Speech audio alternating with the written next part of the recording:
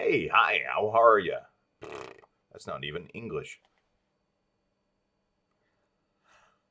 Hey, hi, how are you? Welcome to part two of symptoms of MS. Last week we covered fatigue, vision problems, and abnormal sensations. This week, based on the nhs.uk website, we're going to expand a little bit on just two this week. We're going to keep it short. Muscle spasms, stiffness, and weakness. That all counts as one. And mobility problems. So NHS says this: muscle spasms, stiffness, and weakness.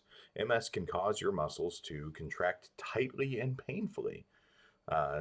Spasms is what they're calling it. Uh, they can become stiff and resistant to movement, spasticity, and then you can feel weak. So we've kind of talked about the feeling weak thing, but we haven't talked about it in this context necessarily. Contract tightly and painfully.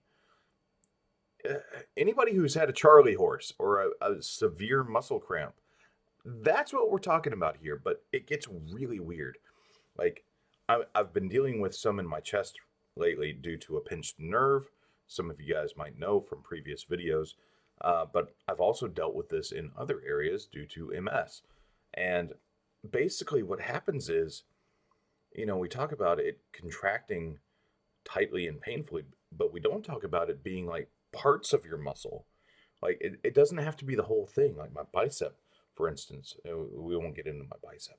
It's not as big as it should be, but one part of it will pull, not the rest of it. It's really trippy.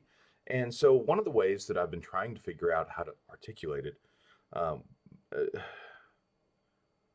it works a little bit if you talk about it being like a rolling ligament or a rolling tendon. You start feeling it move on its own, and it's almost like it rolls. It's almost like it moves back and forth on its own, kind of like when you move funny and a ligament moves on one side of a joint and then back to where it should be. Except this kind of happens just when you're sitting there or laying there or whatever.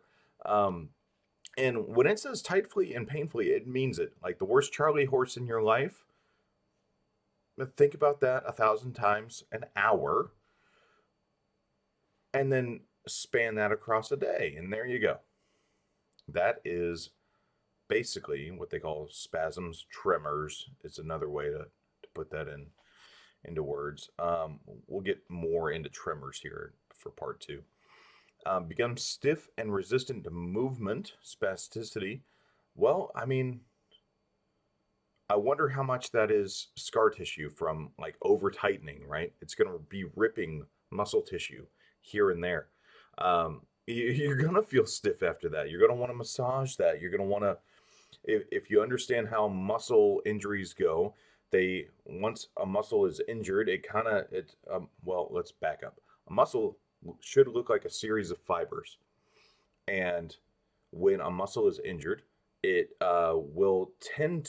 scar tissue will tend to knot up a bit, and massaging it actually kind of just flexes it back into that whole fibrous, flowing shape it should be. So I would say spastic, spastic, oh wow, I can't even say it today. Spasticity should be somewhat related to the results of spasms. Now, please, somebody who actually knows what they're talking about in the medical profession, please correct me. Chime in the comments, tell me what I'm missing there, but I feel like that's kind of related. Kind of like this other part here that they talk about in the NHS, where muscle spasms, stiffness, and weakness. We're going to talk about feeling weak. It's it. Their subnote here is feel weak. Thanks. Appreciate you spelling that out for us. Feel weak. You're gonna feel like you've been punching a punching bag for, I don't know, 10 years.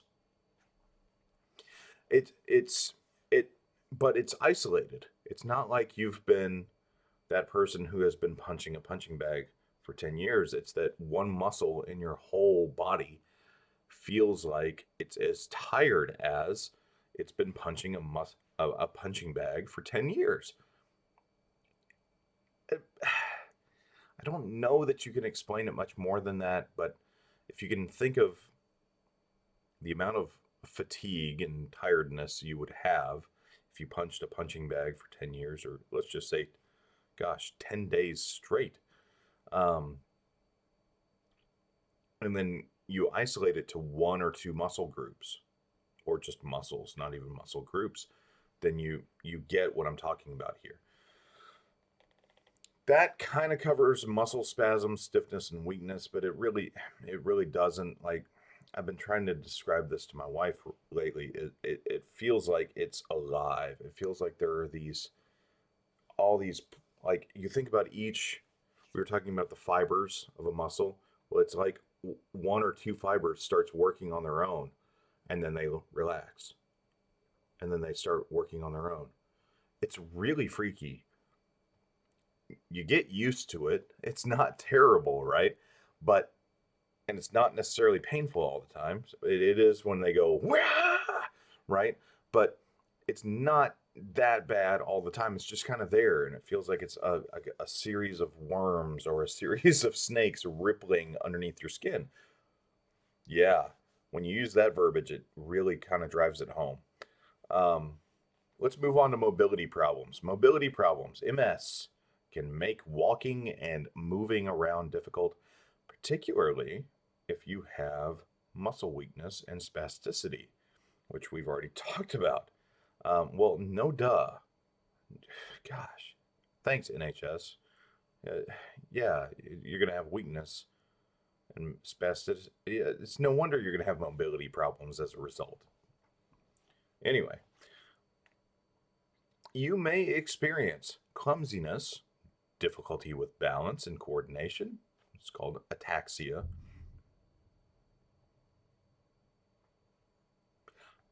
Either a dumpster just fell from the sky or there was big thunder in the background. Sorry for the distraction. Um, shaking of the limbs, tremors, not graboid style, though it feels like you've got graboids in your arm.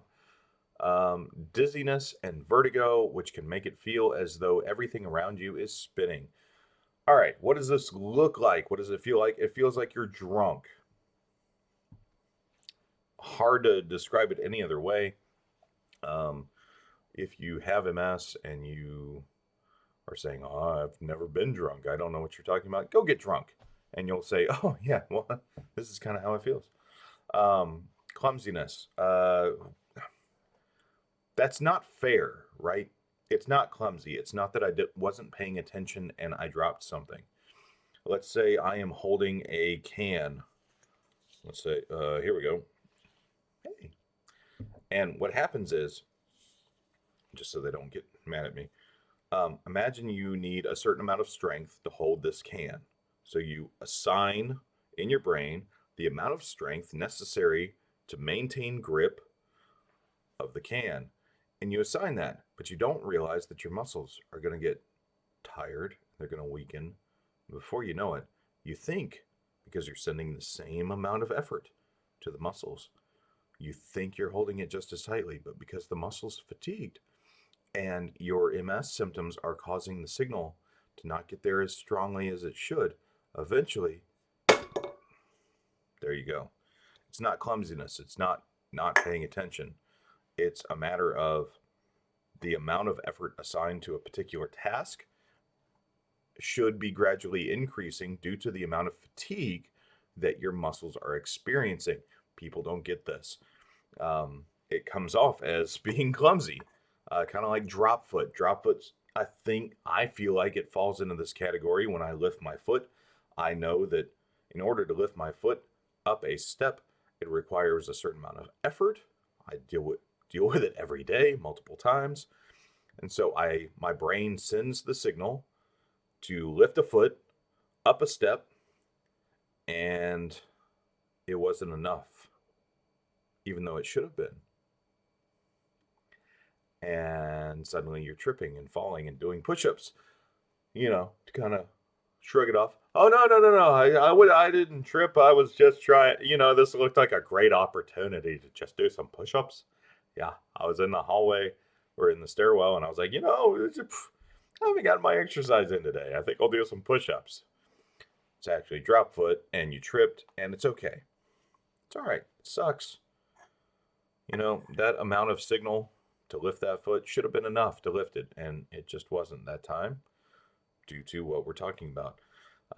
And it kind of comes back to the weakness and the fatigue and the other stuff. But dizziness and vertigo, that's a fun one. I've experienced that quite a few times. It comes out of nowhere. You're well hydrated, you're doing your own thing, and then suddenly the room is spinning. Ha! Or for me, it kind of shows up as little subtle things. Like I'll be walking down a straight path and suddenly listing one direction, then listing a little to the other direction. And then on a bad day, like kind of stumbling and not knowing why. Like everything feels like I'm balanced, but suddenly I'm kind of leaning on one foot more than the other. That makes it a little tricky. So, yeah, and we've kind of skipped over it a bit, but tremors. Tremors are a big one for me. Um, Tremors, how to describe those other than graboids that Bird Gummer tends to resolve. They're up to like Tremors 8 now, I think. Tremors 9. They're giving Resident Evil a run for its money, and they're on a B budget. Really got to give them props. Michael Gross, thank you so much for continuing that character, by the way. Oh, yeah. So I've been dealing with some stiffness and some pain lately. So if you see me doing this pressing of my pectoralis major, that's what's going on. Anywho, um, tremors. Tremors are the things where suddenly you like. I'm gonna fake it here, but suddenly like it just starts running on its own. It's almost like a Morse code thing, and you wouldn't think anything of it, and if you don't give it too much attention, nobody thinks anything of it, but you'll see it. I also have sometimes where I'll talking about spasms and stiffness. If I do this just right, just to be goofy with the girls, it'll lock like this. It'll pinch like a full on cramp. Like, oh my gosh! And to get it out, I actually have to press it forward despite the pain. Now, most of the time, it actually just locks. It's not painful, and I just move it. And you'll see me do that in some of the podcasts and some of these videos as well, where I just kind of pull it an eye. I'm having a really good day today, so I can't really duplicate these problems today, which I am thankful for. But typically, I'd be able to smile, and then my smile would kind of stick, and I just have to. And once you unlock it, it seems to work okay. But the tremors are kind of like, gosh, if you've seen Saving Private Ryan, poor Tom Hanks's character would experience tremors just before a tough battle. That was likely a PTSD symptom. Really good job there for Steven Spielberg directing that and Tom Hanks finding that feature to flesh out for that character. For us, tremors seem to be just a bad signal. Really, it's just the wires, which we've talked about before. The wires are not carrying the signal from our brain to our muscle in the right way, and so they just start acting funny. If you've ever had a car that had a battery that was just dead and all the gauges start moving around, even though it makes no sense, that's what tremors are. That's what a lot of this stuff is from MS. So, um, yeah, that's mobility problems. Mobility problems. That's not fair. There are people out there that can't walk. There are people out there that can't move an arm. They can't jump around like they used to. They can't dance. They can't run. They can't do the gymnastics that they were in love with or be the person that they were before MS hit. And that is all summed up as mobility problems, and it's just not enough. There's an emotion to mobility problems that thankfully I don't really have to struggle with much. There are people out there that are really suffering here with mobility problems like clumsiness and difficulty with balance. Like, it's just not, doesn't do the experience justice, in my personal opinion. And I'm not a fan of that. So hopefully this expanded it. Hopefully this gave it a little more justice. And if you're somebody who struggles with these things, I would love to hear how you cope with it. To like, if you're somebody who's dealing with it in an extreme, and don't be like me. Like, there are things that I deal with that I say, oh yeah, well, that's barely anything. And it's like, no, no. Assume it's not barely anything. Assume that, like, your leg not working for a week is something that we would love to know about, how you dealt with, and what you would tell the world about it. So please, comments. I do a podcast. If you want to join me, please join me. I'd love to have somebody to talk with in person about this, because I'm kind of just a voice out here on my own. And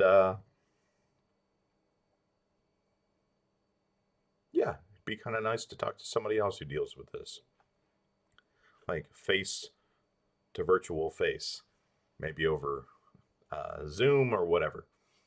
Thank you for watching. Thank you for listening. Thank you so much for your time.